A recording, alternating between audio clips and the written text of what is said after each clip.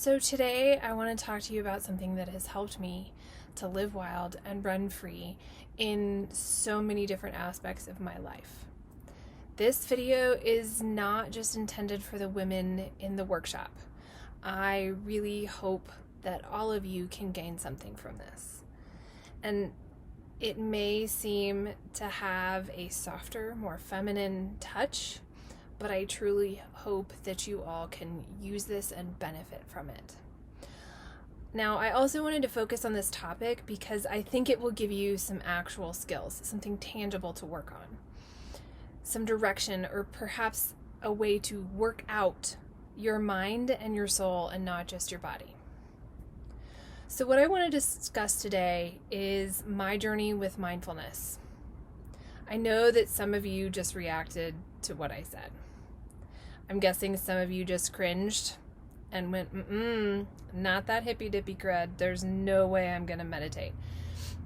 And I'm not talking about meditation. Mindfulness is different. And I'm sure some of you, or at least I hope some of you already practice mindfulness. So maybe this is going to be just a reminder video. But some of you may have no clue what mindfulness actually is. Now, I know mindfulness is becoming more and more mainstream, and the term can be used in so many different aspects of life. So it might be overwhelming, and mindfulness can be used for just about anything. So it can sometimes, the word can sometimes be overused and watered down. First off, let me just say that I am no expert. I have a ton of knowledge and resources to share. And just like Nate, I will do my best to point you in the right directions and share what I know. But today I'd like to talk about my journey and share a brief overview and then just share some ways that you can use this to help you on your journey, on your personal journey. So let's start with defining exactly what mindfulness is and what it is not. Jon Kabat-Zinn defines mindfulness as paying attention in a particular way, on purpose, in the present moment, and non-judgmentally.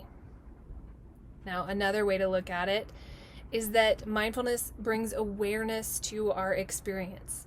It can be applied to our senses, thoughts, and emotions by using sustained attention and noticing experiences.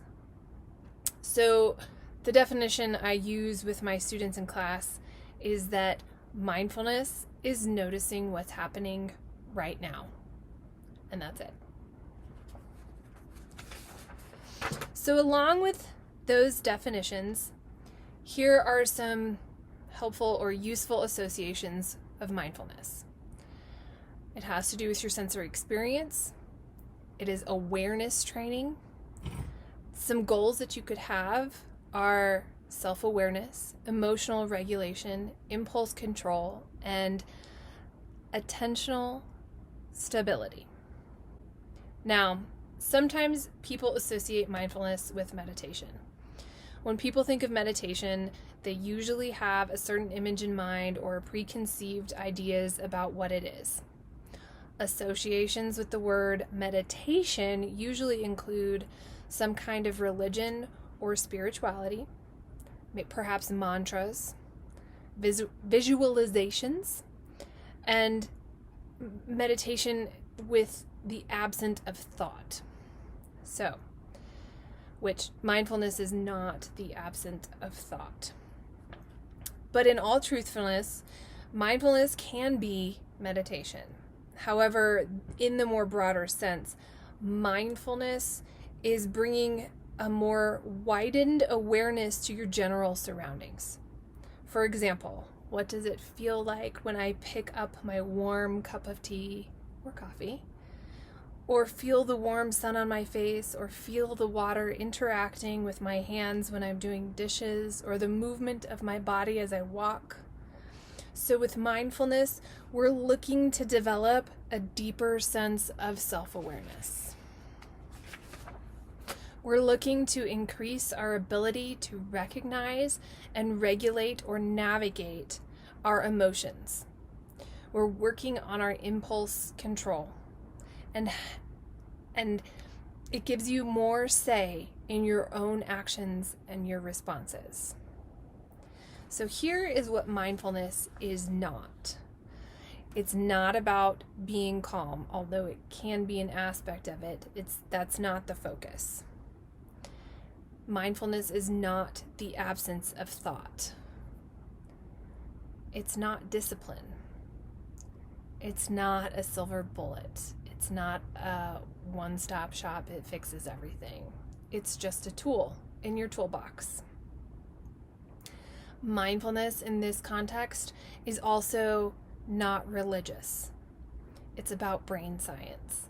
Now, you can use mindfulness in a religious or spiritual way, but that's not what we're talking about today. So let's talk about some of the potential benefits for incorporating mindfulness into your life. Stress reduction, anxiety reduction, emotional regulation, decreased reactivity, improved memory, improved attention, increased empathy, and increased self-compassion. I mean, who wouldn't want any or all of these benefits? And all of these things tie directly into what we are trying to do here with Grit for Life. And this concept of living wild and running free. Mindfulness can help you sit with your emotions and your experiences without having that unhealthy tendency to push away emotions or experiences, or on the other hand, trying to grasp at those emotions and experiences and hold on to them, trying to keep them too close or keep them forever. Mindfulness can help you from becoming trapped or caged or controlled by your emotions and by your life experiences. Mindfulness helps with your ability to self-regulate your emotions and not be controlled by them. You can learn to be free alongside your emotions and learn to ride that roller coaster and go with the ebb and flow of our lives. Now, we're never going to be able to avoid stress in our life. That's just not realistic. But what we can do is train our brains how to react to the stress and be able to recognize it when it's happening. With training, you can recognize when you are triggered and be able to come back to a balanced state more quickly and effortlessly. So let's bring that back around to my husband's favorite line. Your response is your responsibility. Without mindfulness or reflection, you have a stimulus. That event happens, whatever it may be. And then that stimulus causes you to react in whatever way that you react. However, when you practice mindfulness, you add a step. You have your stimulus, then you have your mindfulness and your awareness of how it is affecting you, and then you have your response. I want you to really think about that for a second. There is a huge difference between a reaction and a response. Do you truly understand the difference? Which one have you really been using more of in your life? Does the act of reacting instead of responding allow you to live wild and run free? Or does that create a series of chaotic consequences that lead to a never-ending string of reactions? This realization for me that a reaction is completely different from a response was mind-blowing in my own life.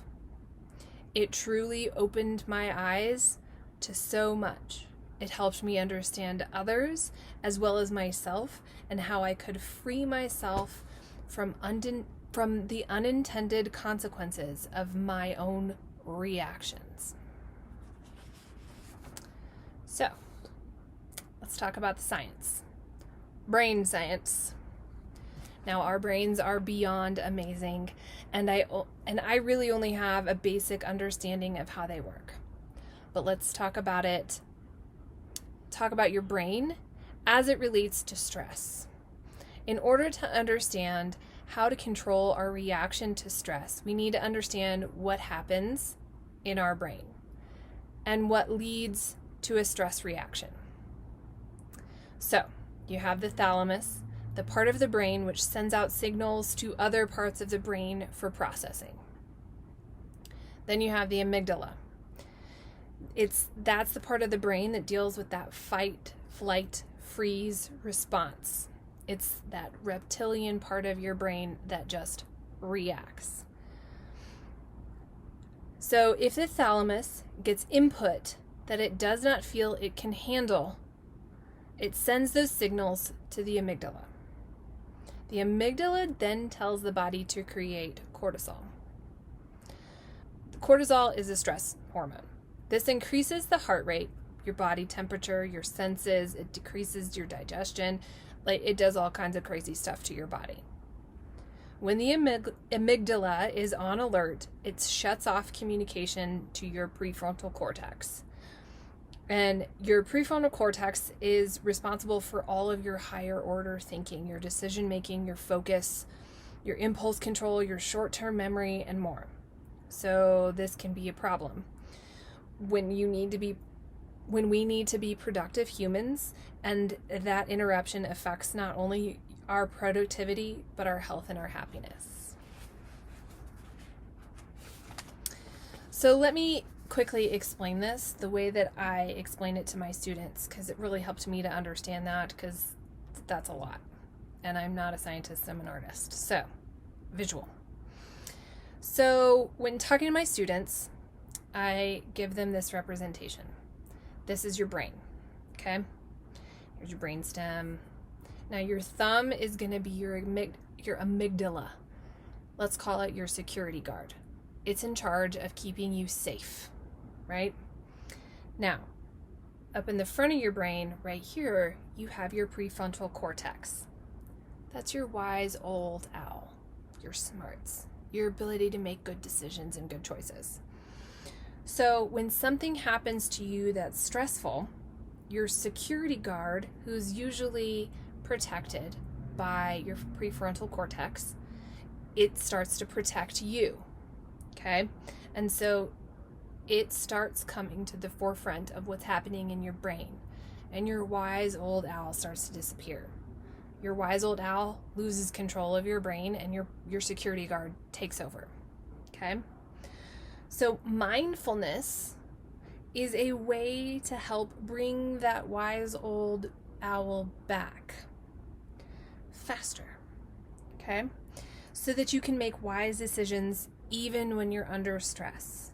So the more you practice mindfulness, the easier it becomes to bring back your wise old owl and keep you from flipping your lid in the first place, or keeping you from flipping it when it doesn't need to be flipped. I hope that makes sense.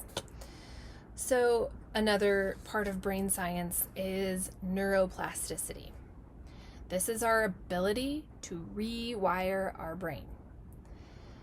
We have the ability to create new paths and superhighways in your brain. I have a short video. I have a couple videos that I'll tack on. Either I'll put them in the description of the YouTube video, or I'll probably also post them in the workshop. But I have short videos that explain super efficiently what neuroplasticity is, and how those neural pathways get built. But I want you to think back to that story about the two wolves that I shared in my last video. Which wolf are you feeding? I want you to think about muscle memory. The more you do push-ups, the easier they become. Or the more you do a certain yoga pose, the easier that becomes. Or when you're playing a sport and you practice certain moves over and over so that when you're in the middle of a game, you can react without thinking. Your body already knows what to do. It's the same kind of concept with your brain, right? You create a superhighway or a path that's really easy for your brain to follow, and whichever wolf you feed, whichever highway you travel the most, that's going to be your go-to when you get in a stressful situation. So you can train your brain in the same way by building new pathways of positive thinking. You can train your brain to be more mindful of emotions so that you can respond instead of react. You can learn to acknowledge your emotions and give them attention without being controlled by them. You can learn that you get to choose what to do with those emotions instead of those emotions trapping you in a negative cycle. I hope all of that gives you a better understanding of what mindfulness is and how you can benefit from practicing it and learn more about it. So I would like to share a little bit of my journey with mindfulness. I first started learning about mindfulness through my yoga practice. I started yoga because of my health issues, and I have lupus. And this limits the kind of exercise that I can actually do without causing a flare. And I'll talk more about that in another video. I'd like to talk about that whole subject. That's a heavy topic. So I will tell you that mindfulness has helped me with that battle with lupus immensely, hugely. So I started yoga, and I started learning a little bit about mindfulness through yoga. And then one day I was looking for professional development classes that I could actually use, because as an art teacher, there's not a ton provided by the district. But I found this mindfulness class and I was really intrigued. I could see so many benefits just from the description for my own students. So I went to this class for my students, and I had no clue how much it was going to actually impact my own life. It was so impactful. That one 60-minute class, I cried, I laughed, I came out of there so pumped. I was on fire. I couldn't wait to use it in my own life, and I couldn't wait to use it with all of my students. I was hooked. I made it my personal mission to turn my school into a mindful school. I took so many classes through the district. I took just about every mindfulness class they offered, and then I took some again.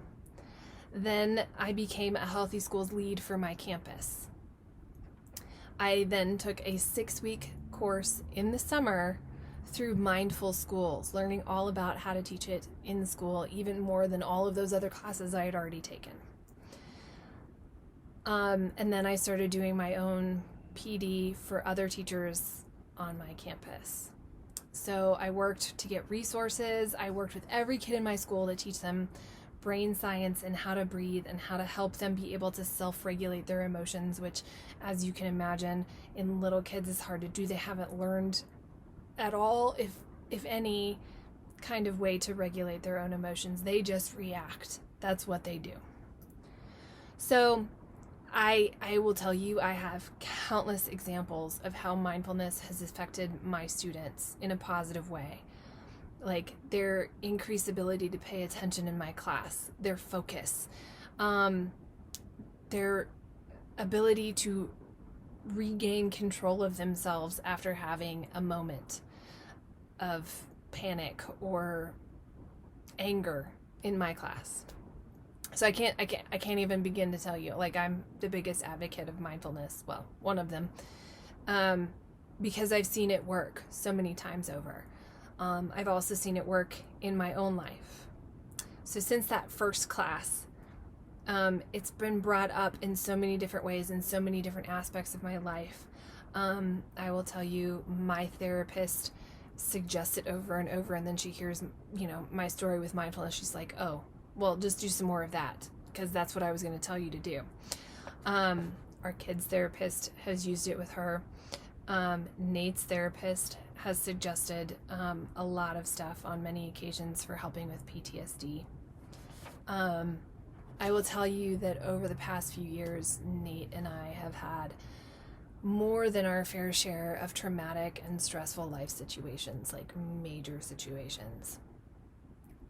And I don't know that either of us would have made it through these situations without some of this training or some of these techniques.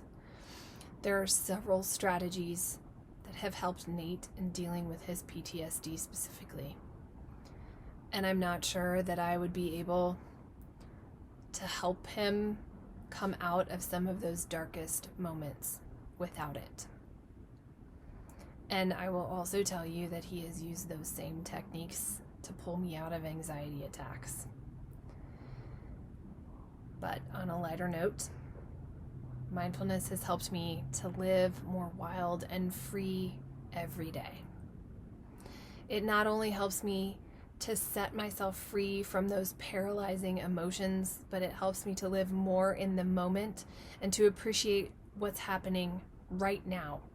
It helps me to stay positive and appreciate the simplest things in life. It helps me to pause, slow down. It helps me to experience life with all my senses and have a more complete and intense enjoyment in all that I do. Mindfulness techniques are actually very simple and take very little time. So I would like to share a few techniques that I use all the time. And let's start with breathing. So mindful breathing is simply paying attention and being purposeful with your breath. It actually only takes a few rounds of deep breathing to help bring back that wise old owl, or at least start that process of calming you down and being able to, once again, self-regulate your emotions. So, one of the most widely known and commonly used breathing techniques is the 4-7-8. It's simple. Breathe in for 4. Hold for 7.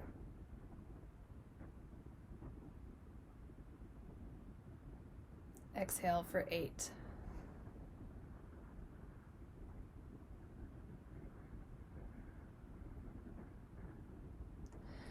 It's that simple, and you repeat it as many times as you need to help you calm. In for 4, hold for 7, exhale for 8. It's that simple. It's less than a minute, not even 30 seconds. So you can do that anywhere. Here's another one that I use a lot, especially with my kids, but it also helps me because it gives me something tactile to do. I am a very sensory-oriented person. I need sometimes that touch. So this is called the spiral hand. So in your lap or wherever, you start with your hand, and in the center of the palm of your hand, you place your finger. As you spiral out, you breathe in. As you spiral back in, you breathe out. So think of it as your lungs expanding and contracting. Repeat as many times as you want. It might tickle. Another one I do with my kids is roller coaster breathing.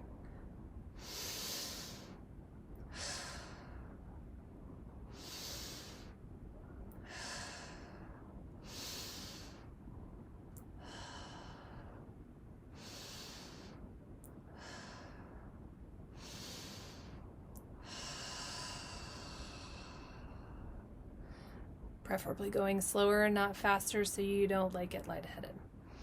So, all of these controlled breathing exercises can help with sleep and calming you down, or relaxation, or simply resetting your brain between tasks to have better focus on the task at hand. You're done with that one? Breathe, move on to the next one, and give all your attention and your focus to the new situation. So you don't just have to do mindful breathing. You can also do mindful listening. So what I do with my kids is I usually watch the clock and I give them instructions. But for 60 seconds, you close your eyes and you count how many different sounds you can hear. So wherever you are sitting, whether it's what I can hear right now,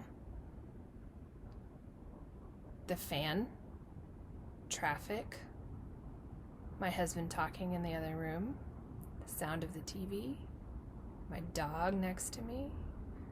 You get the point. Like, just sit there and really focus. A loud motorcycle going by. But you close your eyes so that all your focus is just on what you're hearing. And it's only 60 seconds. That's all you have to do. You can do it for 30 seconds. So mindfulness, like focusing on one sense at a time, whether that be your hearing, your sight. Okay, so mindful looking. One thing that I do with my kids in my classroom is I tell them to pick a color, or I pick a color, let's say red. And I give them a certain amount of time and I tell them to silently count. How many different things of that color can you find in my room? Now I give it a broad, generic color, like red or blue, because there's a million different shades of blue, right? So just count how many different things in that color you can find all around the room. Now another thing you can do is the 5, 4, 3, 2, 1 technique with visualization, right? So count 5 blue things, count 4 yellow things, count 3 green things, count 2 I don't know what colors I've said, yellow, you get the idea. 5 colors, list them out, but 5, 4, 3, 2, 1. And this is a technique that we use a lot with Nate and his PTSD, or me and my anxiety. And the idea is that in that stressful moment, with that anxiety, with that PTSD, verbalizing what you're saying. So I'm sitting in my closet, right? So I see 5 red things. I see the red on Harley Quinn's hat. I see the red of the Andy Warhol tomato soup can earring that's hanging on my earring stand. I see the red in my rainbow shoes. I see a red bag on the floor. 5 red things, and you have to verbalize what it is. Now 4 blue things, verbalize it. The act of doing that helps refocus your attention away from your negative emotions or whatever is going on that's freaking you out, and helps you focus on something calm and stationary. Now you can also do that with all 5 of your senses. Yes. So 5 things of the same color, 4 things you hear. Perhaps go back to color, because depending on where you are, you can't really taste a whole lot, right? So 3 things of a different color, 2 things you feel or touch and what it feels like, and then 1 thing you smell or taste. So you use all your senses in the 5, 4, 3, 2, 1. That has really helped myself. That's helped Nate. That's helped our daughter come out of negative experiences when you are being completely controlled by your emotions and your experiences, and you are out of control. Gives you something to focus, gives you something to do, something you can control, and helps reset your brain. So you can do mindfulness with everything. So mindful walking, taking a walk, but being very mindful of where you are putting your feet, how you are walking, the motion of your body. Mindful walking, right? Now, mindful eating is one of my favorite things. They did this in that first class, and it just about blew my mind. So they handed me a piece of chocolate. Actually, it was a basket. They passed it around the room. Pick 1 piece of chocolate out of that bag, your favorite kind. But you're not allowed to eat it. So everybody's got their chocolate in their room. You have to put the chocolate in the wrapper in your hand, and you spend a certain amount of time just looking at it, noticing the colors of the wrapper, noticing the curves in the wrapper or whatever, all the details you can think of as you're looking at that wrapper. Then you think about how far that chocolate has traveled before it's gotten to you. And so you sit there and think about, where were the cocoa beans grown? Where did the other ingredients come from? How far did it travel on a truck to the processing plant? How many people touched it when it had to get processed? Then it got on a truck after it was packaged and went to the store. Then somebody put it on a shelf. Then you then received it, or somebody else bought that chocolate to go through the register, like all the steps it had to take to get to your hand. Then they asked us to just unwrap it, place it back in your hand, and smell the chocolate. That was hard. Close your eyes and think of what kind of feelings or thoughts or emotions or memories does that smell bring up. Finally, you were allowed to pick it up and place it on your tongue, but you couldn't chew it. You had to let it sit on your mouth, and you had to really taste it and feel the way it felt on your tongue, melting in your mouth, like all of those senses, those emotions, those memories that pop up when you are eating a piece of chocolate. And finally, you were allowed to eat the piece of chocolate. It was like a mind-blowing experience, all to eat a piece of chocolate. So it really made you appreciate that piece of chocolate anymore. And by the time I was done with it, I didn't want to eat 5 more pieces. I was satisfied with that one piece of chocolate.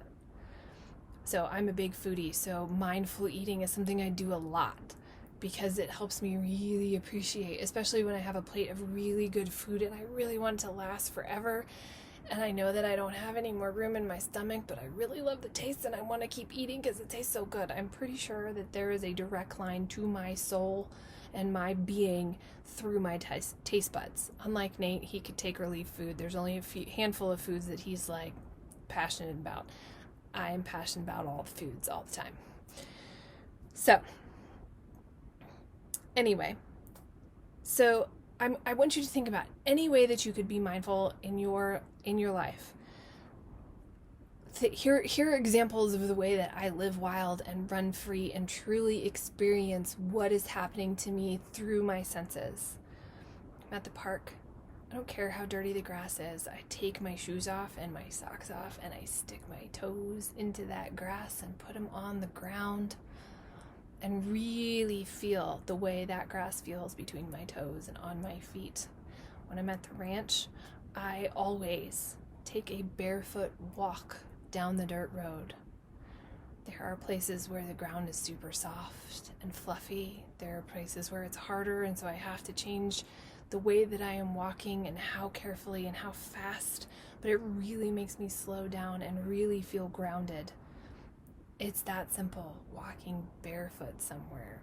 I know that will freak people out, some people, but I cannot tell you. Or even, this is how I grew up, right? Creeks in Arizona don't happen very often. Most of the time they have this nice, thick, juicy layer of squishy mud, right? You've all seen that cracked mud surface in the desert. When it gets wet, it is the most delightful, delicious, not to eat, but to touch clay. And that feeling of sinking my feet and squishing the mud between my toes is one of my favorite things on the planet. Anyway, simple moments. Feeling the wind or the breeze on your face. When a storm rolls in, I walk outside and I just feel the way the wind feels on my skin, blowing through my hair. If there's no wind, it's riding in the car, rolling down the window and playing with the air movement on my hand and enjoying, like a simple car ride. I may only be going to the grocery store, but I'm enjoying that drive immensely because of the way the wind feels on my hand. So it can be anything. Going to the store. One of my favorite things at the store is to find a nice stack of brand new, really soft, fuzzy towels and sticking my hand in the middle of it to feel the way that brand new towel feels. So, like anything, how the water hits you, like pausing in the shower and feeling the way the water hits you and drips, and just where it's hitting you and how it's relaxing you. Taking like 60 seconds in the shower just to appreciate some hot water will do wonders. So anyway, all of those sensory experiences that you take for granted in your everyday life, that warm cup of tea in your hands, the steam rising up, anything.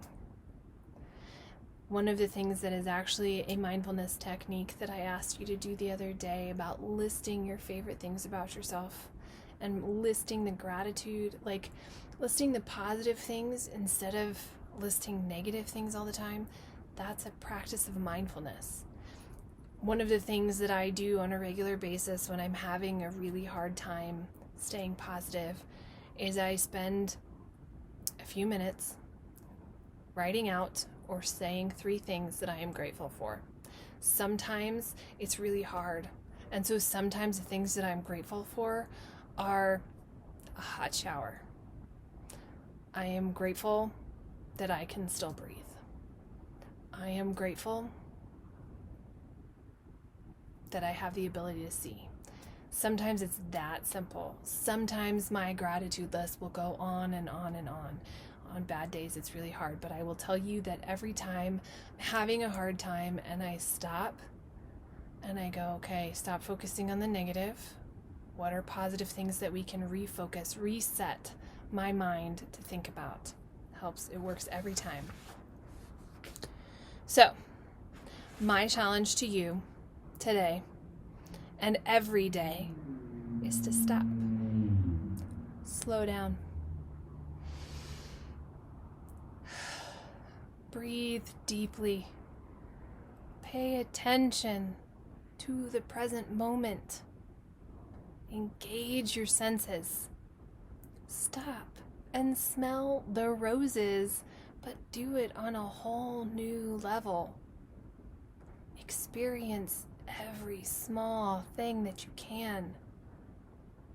I want you to try one of those examples of things that I listed out for you.